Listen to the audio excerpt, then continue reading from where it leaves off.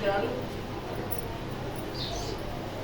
భక్తుడు ప్రాప్తి అయినటువంటి యెషయా గ్రంథం నుండి 53వ అధ్యాయం మనం ఉత్తర ప్రత్యుత్తరాలు చదువుకున్నాం.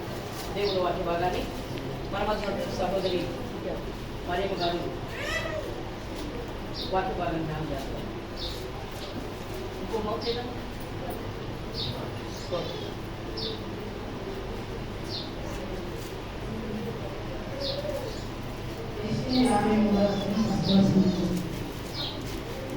నేను తెలియజేసిన సమాచారము ఎవరు నమ్మేను? యెహోవా బాహువు ఎవరికి బయలుపరచబడెను? లేత మొక్కవలె ఎండిన భూమిలో మొలిచిన మొక్కవలెను. అతను ఆయన ఎదుట పెరిగెను. అతనికి సూర్యమైనను సొగసైనను లేదు. మనం అతను చూసి ఆపేక్షించినట్లుగా అతని యందు రూపం లేదు. అతడు తృణీకరింపబడినవాడును, ఆయన మనుషుల వలన విసర్జింపబడినవాడును, వ్యసనకారుడుగాను వ్యాధి వాడుగాను మనుషులు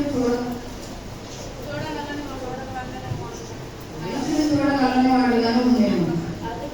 అతడు తృణీకరింపబడినవాడు కనుక నన్ను అతన్ని ఎన్నిక చేయకపోతుంది. నిశ్చయముగా వాడు మన రోగములను భరించెను, మన వ్యసనములను భరించెను. ఆయన వద్దబడిన వాడి కనుక దేవుని వలన బాధింపబడిన వాడిగాను శ్రమనందిన వాడిగాను మనం అతన్ని ఎదిరించితిమి.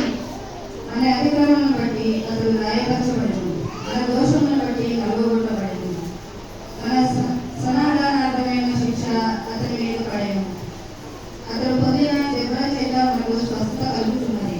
మనమందరము గొర్రెవలె త్రోవ తప్పిపోతిమి. మనలో ప్రతివాడు తనకిష్టమైన త్రోవకు తొలగెను.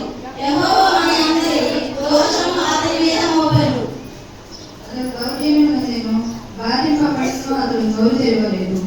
బతుకు తేపడు గొర్రె పిల్లయు బొచ్చు కత్తిరించునే దాని ఎదుట గొర్రెయు మౌనంగా ఉండునట్లు అతడు నోరు తెరవలేదు. అన్యాయ తీర్పు పొందిన వాడే అతడు కొనుపబడెను. అతడు నా చెడుని అతిక్రమం బట్టి మొత్తబడి కదా సజీవుల భూమిలో నుండి అతడు కొట్టివేయబడెను. ఆయనను అతని తరములో ఈ సంగతి ఆలోచించేవారెవరు? అతడు మరణమైనప్పుడు భక్తి హీనులతో అతనికి సమాధి చేయబడెను.